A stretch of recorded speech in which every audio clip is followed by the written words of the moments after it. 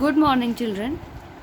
पिछले वीडियो में आपको हमने पढ़ाए थे गिरधर की कुंडलियों के प्रश्न उत्तर थर्ड पार्ट तक। कमरी थोड़े दाम पढ़ाया था, लाठी में गुड़ बहुत है और गुण के गाहक सहसनर। 3 कुंडलियों तक के प्रश्न उत्तर डिस्कस हुए थे। आज आप अपनी वर्क बुक का पेज नंबर 23 खोलेंगे और इसकी चौथी कुंडलियां है साईं सब संसार में। ये हम साहित्य सागर में निकाल रहे। चौथी कुंडलियां साईं सब संसार में मतलब का व्यवहार, जब लग पैसा पास में तब लग ताको यार, तब लग ताको यार, यार संग ही संग डोले, पैसा रहे न पास यार मुख से नहीं बोले। इस कुंडलिया में गिरधर कविराय ने स्वार्थी मित्रों की बात की है कि समाज में कैसे स्वार्थी मित्र हैं, स्वार्थी लोग होते हैं, ये बताया। तो इस कुंडलिया के प्रश्न है, इसमें चौथी कुंडलिया, इसका पहला प्रश्न है कवि यहाँ किस विषय में बात कर रहे हैं। अभी हमने आपको बताया कि कवि यहाँ किसके विषय में बात कर रहे हैं, स्वार्थी मित्रों के विषय में बात कर रहे हैं। समाज में जो स्वार्थी मनुष्य हैं, स्वार्थ का ही व्यवहार वे करते हैं एक दूसरे के साथ, तो यहाँ पर कवि स्वार्थ के विषय में बात कर रहे हैं। अगला प्रश्न है मित्र कब तक हमारा साथ देते हैं। तो मित्र हमारा कब तक साथ देते हैं, आपकी कुंडलिया में था कि जब लग पैसा गांठ में तब लग ताको यार। इस लाइन से है जब लग पैसा गांठ में तब लग ताको यार। इसका मतलब है कि जब तक आपके जेब में पैसे हैं तब तक आपके मित्र बने रहेंगे। जो स्वार्थी मित्र होते हैं वे कब तक मित्र बने रहते हैं, मित्र कब तक हमारा साथ देते हैं, जब तक हमारे पास पैसे होते हैं, हमारे पास धन दौलत होती है, तब तक स्वार्थी मित्र हमारा साथ देते हैं। स्वार्थी मित्र कब बातचीत करना बंद कर देते हैं, इसका उत्तर है जैसे ही हमारे पास पैसे नहीं रहते, हमारे पैसे समाप्त हो जाते हैं, ख़त्म हो जाते हैं, हमारे जीवन में गरीबी आ जाती है, तो जो स्वार्थी मित्र होते हैं वे साथ छोड़ देते हैं। वे साथ तो छोड़ते ही हैं, बातचीत करना भी बंद कर देते हैं। इसको आप इस तरह से लिखोगे। अगला प्रश्न है सच्चे मित्र के संबंध में कवि ने क्या कहा है, समझा कर लिखिए। बच्चों कुंडलिया की अगली लाइन में आखिर में यह है तब कि पैसा रहे न पास यार मुख से नहीं बोले। और यहाँ पर कहे गिरधर कविराय जगत यह लेखा भाई, करत बेगर्जी प्रीत यार विरला कोई साई।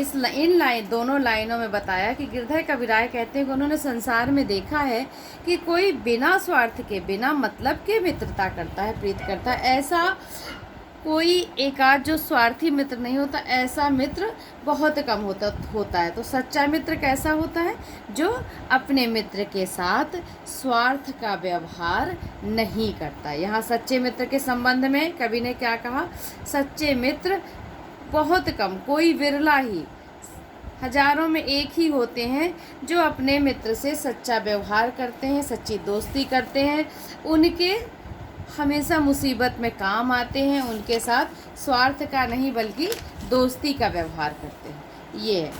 अगला प्रश्न है इस कुंडलिया से मिलने वाले संदेश के विषय में लगभग 50 शब्दों में अपने विचार लिखिए। यहाँ पर आप अपने विचार लिखेंगे कि इस कुंडलिया से आपने क्या सीखा। आपने सीखा कि समाज में स्वार्थपूर्ण व्यवहार विद्यमान है, मौजूद है। आज के वर्तमान समाज में स्वार्थी लोग अधिक हैं, परोपकारी लोग बहुत कम। ऐसे में स्वार्थी लोगों की बहुतायत, अधिक संख्या होने के कारण हमारे जो भी मित्र बनते हैं वो स्वार्थी ही होते हैं, अपना उल्लू सीधा करना और आगे बढ़ जाना। तो ऐसे में हमें क्या करना चाहिए, स्वार्थी मित्रों से होशियार रहना चाहिए। और अगर हम किसी के मित्र बने तो हमें उसके साथ स्वार्थ का व्यवहार नहीं करना चाहिए, बल्कि एक सच्चा मित्र बन के दिखाना चाहिए। ये इससे शिक्षा है। अगली कुंडलिया है 5वीं, रहिए लटपट काट दिन बरु घामे मासोय। ये यहाँ पर आपको कुंडलिया हम पढ़ा दें। रहिए लटपट काट दिन बरु घामे मासोय, छाह न बाकी बैठिए जो तरुपतरो होय। जो तरुपतरो होय एक दिन धोखा दे हैं, जा दिन बहे बयारी टूट तब जर से जय हैं। कह गिरधर कविराय छाह मोटे की गहिये, पाती सब झर जाएं तऊ छाया में रहिए। इसका भावार्थ हमने आपको समझाया था कि इस कुंडली के माध्यम से गिरधर कविराय कहते हैं कि हमें कैसे पेड़ की छाया में बैठना चाहिए। हमें पतले पेड़ की छाया में ना बैठकर मोटे पेड़ की छाया ग्रहण करनी चाहिए। अब आप अपनी वर्कबुक में प्रश्न देखिए इसी कुंडलिया से संबंधित। कवि के अनुसार किस पेड़ की छाया में नहीं बैठना चाहिए और क्यों, प्रश्न है। तो इसको आप लिखेंगे कि कवि गिरधर कविराय या गिरधर कवि के अनुसार हमें पतले पेड़ की छाया में नहीं बैठना चाहिए। क्यों नहीं बैठना चाहिए पतले पेड़ की छाया में? क्योंकि कुंडलिया में आया था कि जिस दिन बहे बयार जा दिन बहे बयार, अगर हम पतले पेड़ की छाया में बैठे तो वो हमें धोखा ज़रूर देगा जो पतला होगा। अगर किसी दिन आंधी, बयार मीन्स हवा, अगर आंधी तूफान आया, तेज़ हवा चली तो वो पतले पेड़ का तना जड़ से टूट सकता है, टूट जाएगा और हमें उसका हानि पहुंच सकती है उससे। इसलिए हमें पतले पेड़ों की छाया में नहीं बैठना चाहिए। अगला प्रश्न है छाह मोटे की गहिये। छाह मोटे की गहिये से क्या तात्पर्य है? ऐसा करने से क्या लाभ होता है? यहाँ पर गिरधर कविराय बता रहे हैं कि हमें मोटे पेड़ की छाह लेनी चाहिए, मोटे पेड़ की छाया में बैठना चाहिए। इसका मतलब यह है कि मोटा पेड़ जो होता है वो जड़ों से मजबूत होता है। कितनी भी तेज़ हवा, आंधी कुछ भी आएगी तो भले ही पेड़ों के पत्ते झड़ जाएंगे, लेकिन फिर भी पेड़ का तना मोटा है, वो हमें छाया फिर भी देता रहेगा और वो गिरेगा नहीं, मजबूती से अपनी जगह पर अडिग रहेगा, खड़ा रहेगा। और ऐसा करने से क्या लाभ होगा? ऐसा करने से हमें किसी प्रकार की हानि नहीं होगी, हमें किसी प्रकार का नुकसान नहीं होगा और हमें धूप से भी बचाव हमारा होता है। तो इसलिए हमें कोई खतरा नहीं होगा मोटे पेड़ों में बैठने से, मोटे पेड़ों के पास बैठने से। यहाँ अगला प्रश्न है मोटे और पतले पेड़ों की चर्चा से कवि हमें क्या कवि का किस ओर संकेत है? तो बच्चों यहाँ मोटे और पतले पेड़ों की चर्चा से गिरधर कविराय का संकेत समाज के कमज़ोर, मोटे मतलब मजबूत और पतले मतलब कमज़ोर, तो समाज के मजबूत और कमज़ोर वर्ग के लोगों से है। मोटे और पतले पेड़ों से किस ओर संकेत है कवि का? कमज़ोर और मजबूत वर्ग के लोगों से। जो कुछ मनुष्य समाज में बड़े उनका मजबूत अस्तित्व होता है और कुछ लोगों का बड़ा ही कमज़ोर, कोई अस्तित्व नहीं। अगर हमें ये यहाँ पर एक सहारा किसकी ओर संकेत किया है? समाज के कमज़ोर और मजबूत तबके की ओर, मजबूत वर्ग के, कमज़ोर और मजबूत मनुष्यों की ओर संकेत किया है। और वे हमें बताना चाह रहे हैं कि समाज में दो तरह के लोग होते हैं, एक बहुत कमज़ोर और एक बहुत मजबूत। तो हमें आश्रय किसका लेना चाहिए? मजबूत का, ना कि कमज़ोर वर्ग का। अब इस कुंडलिया का अगला प्रश्न है प्रस्तुत कुंडलिया द्वारा कवि क्या संदेश देना चाहते हैं, समझा कर लिखिए। अब इस कुंडलिया के द्वारा गिरधर कविराय ने क्या संदेश दिया है कि हमें मोटे पेड़ का आश्रय पकड़ना चाहिए, मोटे पेड़ की छाया ग्रहण करनी चाहिए। मोटे पेड़ की छाया ग्रहण करने से हमें किसी प्रकार का नुकसान नहीं होगा। कितनी भी तेज़ हवाएं आएंगी फिर भी हमें पेड़ से नुकसान नहीं, वो टूटेगा नहीं, कभी गिरेगा नहीं, जिससे हमें किसी प्रकार की क्षति नहीं पहुंचेगी। और साथ साथ इसके माध्यम से वे ये भी समझाना चाह रहे हैं कि हमें अगर सहारा लेना ही पड़ रहा है तो फिर हम कमज़ोर का सहारा क्यों लें, हम मजबूत का सहारा ना पकड़ें। तो अगर हमें ज़रूरत पड़े और हमें सहारा लेना पड़े तो ऐसे में मनुष्य को क्या करना चाहिए? मजबूत व्यक्ति का सहारा लेना चाहिए, क्योंकि जो खुद ही बेसहारे हैं वो किसी और का सहारा क्या बनेंगे। और जब हम सहारा लें तो मजबूत इंसान का सहारा लें। ये उन्होंने हमें इस कुंडलिया से समझाया है। और साथ ही साथ ज़रूरत पड़े तो हम भी किसी का मजबूत सहारा बने, हमें मजबूत सहारा ढूंढना चाहिए। ठीक है बच्चों, आगे की कुंडलिया है पानी बाढ़े नाव में, घर में बाढ़े दाम, दोनों हाथ उलीचिए। यहाँ पर यह है कुंडलिया आपकी 6 नंबर, पानी बाढ़े नाव में, घर में बाढ़े दाम, दो हाथ उलीचिए, यही सयानो काम। यही सयानो काम, राम को सुमिरन कीजिए, पर स्वार्थ के काज, शीश आगे धर दीजिए। कह गिरधर कविराय, बड़न की यही बानी, चलिए चाल सुचाल, राखिए अपना पानी। यहाँ पर है पानी से तात्पर्य यहाँ पर अपना सम्मान। अब इस कुंडलिया के प्रश्नों को देखिए। कवि ने दोनों हाथों से कब, क्या, उलीचने की बात की है और क्यों। 3 पार्ट है प्रश्न के। तो कवि ने अपने दोनों हाथों से कब, जब नाव में पानी अधिक भर जाए तब उसे दोनों हाथों से उलीचने की बात समझाई है। क्यों, ऐसा क्यों कि यदि नाव में पानी भर गया और उसे बाहर नहीं निकाला गया तो वो नाव पानी में डूब जाएगी और उसमें बैठे जितने भी लोग हैं वे सब के सब पानी में डूब करके मृत्यु को प्राप्त कर सकते हैं, मर सकते हैं। तो वहाँ पर मौत का खतरा है, इसलिए हमें नाव से तुरंत पानी बाहर निकालना चाहिए। दूसरा इसमें आया, सयाना व्यक्ति कौन होता है, वह किस प्रकार का व्यवहार करता है। तो सयाना मतलब होशियार। होशियार व्यक्ति वह होता है जो मुसीबत के समय अपने बचाव का रास्ता ढूंढ ले। जो मुसीबत, जैसे अगर पानी में नाव में पानी भरता है तो वो तुरंत उसे बाहर निकालता है। ये उसकी व्यक्ति की, मनुष्य की होशियारी ही तो है कि जब वो पानी भरने लगा नाव में तो उसे जल्दी से बाहर निकाला, जिससे उसका बचाव हो सकता है। इसी प्रकार से सयाना व्यक्ति वह भी है जिसके पास बहुत धन संपत्ति बढ़े तो वो उसे परोपकार के कामों में लगा दे, दूसरों को दान दे दे, जिससे उन गरीबों को दान दे दे जिनके पास ज़रूरत है, उनके भी काम चल जाए। तो ऐसा कौन करता है? जो होशियार होता है, समझदार होता है, वो ये काम करता है। वरना तो आज के समय में हर कोई तो अपने पास और पाए तो किसी और की संपत्ति रखने का सोचता है। तो सयाना व्यक्ति कौन होता है? जो मुसीबत के समय अपना बचाव कर ले, जैसे कि गिरधर कविराय ने पानी का उदाहरण दिया है। नाव में पानी भरने पर उसे बाहर फेंकना चाहिए। और उसी प्रकार अगर हमारे पास अधिक पैसे हों तो उन्हें भी दूसरों को दान देना चाहिए, दूसरों के काम में लगा देना चाहिए। यही होशियारी है। तीसरा प्रश्न है, पर स्वार्थ के काज, शीश आगे धर दीजिए। इस पंक्ति का अर्थ है पर स्वार्थ, दूसरों की भलाई के लिए, के काज मतलब उनके काम में, दूसरों की भलाई के काम में अपना सिर अगर ज़रूरत पड़ जाए, अपना शीश भी अर्पण करना पड़ जाए तो उसे भी अर्पण कर देना चाहिए। पंक्ति का यह अर्थ है।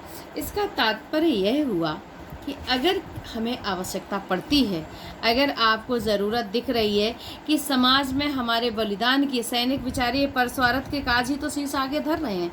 सैनिक जो सीमाओं में लगे पड़े हैं, युद्ध में मारे जाते हैं या अपने देश की सीमा की रक्षा करते हुए शहीद होते हैं, वे क्या कर रहे हैं? वे यही तो कर रहे हैं, दूसरों को भला, अपने देश की सुरक्षा के लिए, अपने देश के नागरिकों की रक्षा के लिए अपने आप को बलिदान कर देते हैं। तो ये है परोपकार का कार्य। परोपकार का कार्य सर्वोत्तम काम होता है जो कि बहुत कम लोग कर पाते हैं। बाकी तो अन्य लोग स्वार्थ में ही घिरे रहते हैं। ये है इसका अर्थ कि हमें भी परोपकारी बनना चाहिए और परोपकार के लिए हमें अपने आप को बलिदान कर देना चाहिए। अगला प्रश्न है इस कुंडलिया का, चलिए चाल सुचाल, राखिए अपना पानी। वाक्यांश में पानी से कवि का क्या तात्पर्य है? पानी से कवि का तात्पर्य है कि अपना सम्मान बनाए रखना। चलिए चाल सुचाल, इसका अर्थ होता है सही रास्ते पर चलिए, सही मार्ग पर चलिए। आप बहुत धन संपत्ति दान करें, परोपकार में लगाएं, तो इसका मतलब ये नहीं कि आप कुछ भी करें। अगर आपके पास धन, वैभव, पैसे, रुतबा सब कुछ है तो इसके बाद ये नहीं कि आप घमंड करें और अपनी मर्जी से किसी के साथ कुछ भी व्यवहार करें, वो आपके लिए गलत होगा। इतना सब दान धर्म और अच्छे काम करने के बाद भी सही मार्ग पर चलिए, सही रास्ता अपनाइए, जिससे लोग आपका सम्मान करें, समाज में आपका मान सम्मान बढ़े। ऐसा करके इस प्रकार से जीवन जीना चाहिए जिससे कि आपका सम्मान बरकरार रहे समाज में। कई लोग जो बहुत दान धर्म करते हैं, फिर उसके बाद उन्हें घमंड घेर लेता है बच्चों। जब घमंड आ जाता है फिर वो अपने मन के काम करने लगते हैं और गलत राह पर चलने लगते। ऐसे पे सामने भले ही उनके कोई कुछ ना कहें दूसरे लोग, लेकिन पीछे से तो उनकी बेइज्जती ही होती है, बदनामी ही करते हैं। कोई उनका सम्मान करता है? नहीं करता है। तो हमें पैसे दूसरों के हित में खर्च करते हुए भी सही रास्ते पर चलना चाहिए, जीवन का सही ढंग अपनाना चाहिए। इससे क्या होगा, अगर आप सब कुछ करने के बाद भी एक अच्छे इंसान का जीवन जीते हैं तो आपका सम्मान समाज में दुगना बढ़ जाएगा। समझ गए? तो इस तरह से इस प्रश्न का उत्तर हो गया। अब आपकी है आखिरी कुंडलियाँ। राजा के दरबार में जइये समया पाए, यहाँ पर कुंडलियाँ लिखी है। राजा के दरबार में जइये समया पाए, साईं तहाँ न बैठिए जहाँ को दे उठाए। जहाँ को दे उठाए बोल अनबोले रहिए, हंसिए नहीं हहाए बात पूछे ते कहिए। कहे गिरधर कविराय समय सो कीजिए काजा, अति आतुर नहीं होए बहुर अनखई है राजा। इस कुंडली में गिरधर कवि ने ये समझाया कि हमें राजा के दरबार में जाकर के कैसा व्यवहार करना चाहिए। तो इस कुंडली से संबंधित प्रश्न है, जिसमें पहला प्रश्न है राजा के दरबार में कहाँ नहीं बैठना चाहिए और क्यों। आपने पढ़ा कि राजा के दरबार में हमें उस जगह नहीं बैठना चाहिए जहाँ से कोई हमें उठा दे। क्यों नहीं बैठना चाहिए? क्योंकि अगर हमें वहाँ से कोई उठा देगा तो हमें अपमानित होना पड़ेगा, हमारी बेइज्जती होगी। तो हमें राजा के दरबार में वहाँ नहीं बैठना चाहिए जो हमारे स्तर के अनुरूप स्थान ना हो। हर इंसान ये तो समझता है उसका स्तर क्या है, तो अपने स्तर के अनुसार आपको स्थान ग्रहण करना चाहिए। उस जगह नहीं बैठना चाहिए जहाँ से आपको कोई उठा दे। इसलिए आपको ऐसी जगह नहीं बैठना चाहिए कि वहाँ से आपको उठाना पड़ जाए किसी को, क्योंकि अगर उठाया जाएगा तो आपको बुरा लग सकता है। इसलिए पहले ही आप अपना स्थान अपने अनुरूप, अपने अनुसार, अपनी हैसियत के मुताबिक लीजिए। दूसरा प्रश्न है, कवि ने दरबार में कब बोलने और कब ना बोलने की सलाह दी है। कवि ने दरबार में कहा है कि जब आपसे पूछा जाए तब आप बोलिए, जब ना पूछा जाए तो बिल्कुल मत बोलिए। तो कब बोलना है? जब आपसे पूछा जाए तब बोलिए, जब तक आपका नंबर ना आए तब तक आप ना बोलिए। ये नहीं बगल वाले से प्रश्न किया जा रहा है और आप उछल पड़े अपने प्रश्नों के उत्तर देने के लिए। तो जब आपका समय नंबर आए, जब आपसे पूछा जाए तब बोलिए, जब आपका समय आए तब बोलिए। जब तक आपका समय ना आए तब तक आप बिल्कुल भी मत बोलिए। शांत अपने प्रतीक्षा, अपना नंबर आने की प्रतीक्षा कीजिए। अपना जब आपसे पूछा जाए उसका इंतज़ार कीजिए, धैर्य के साथ बैठिए और प्रतीक्षा कीजिए। अगला प्रश्न है, कवि के अनुसार राजा के दरबार में और किन किन नियमों का पालन करना चाहिए और क्यों। तो अब आप इस प्रश्न के उत्तर को इस कुंडलिया से लिख देंगे। कवि के अनुसार हमें राजा के दरबार में सबसे पहले उचित जगह स्थान ग्रहण करना चाहिए।